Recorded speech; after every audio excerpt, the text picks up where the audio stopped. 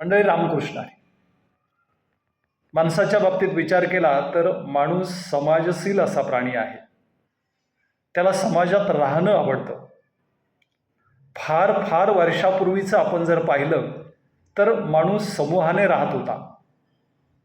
पुरातन काळापासून तो वस्ती करून राहत होता.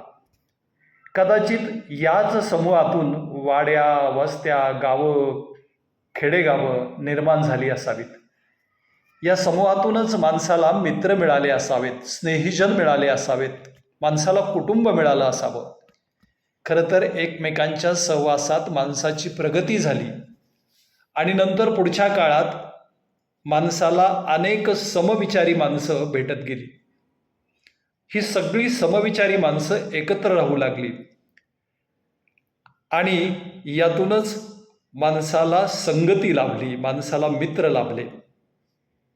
खरं तर माणसाच्या संगतीचा, त्याच्या मित्राचा माणसाच्या व्यक्तिमत्वावर परिणाम होत असतो. आणि म्हणून आपण कोणाबरोबर राहतो याला अत्यंत महत्त्व आहे. माणसाचा स्वभाव, त्याची बोलण्याची पद्धत, त्याची विचार करण्याची पद्धत यामध्ये आपल्याला भिन्नता दिसते. परंतु एकत्र आल्यानंतर एक विचारी माणसं असतील तर त्यांचे विचार लवकर जुळतात.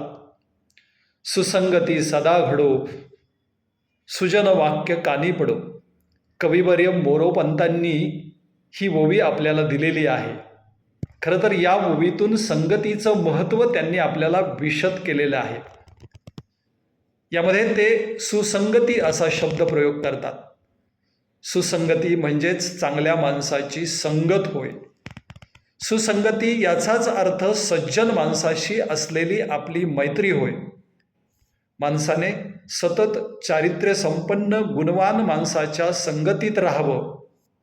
अशा माणसाच्या संगतीत माणसाचं व्यक्तिमत्व घडत असतं आणि म्हणून अशा माणसाच्या संगतीमध्ये आपण राहिलं पाहिजे. खरं तर चांगल्या माणसाची संगती, या संगतीमध्ये आपलंही आचरण नकळत सुधारत असते, आपले विचार प्रगल्भ होत असतात, आपल्याला ज्ञानप्राप्ती होत असते.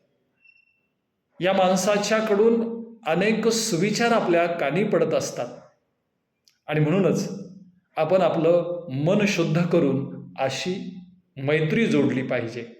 संत तुकाराम महाराज एका अभंगातून सांगतात, देव वसे चित्ती त्याची घडावी संगती.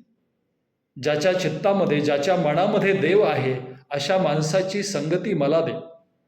खरं तर हेच अत्यंत महत्त्वाचं आहे.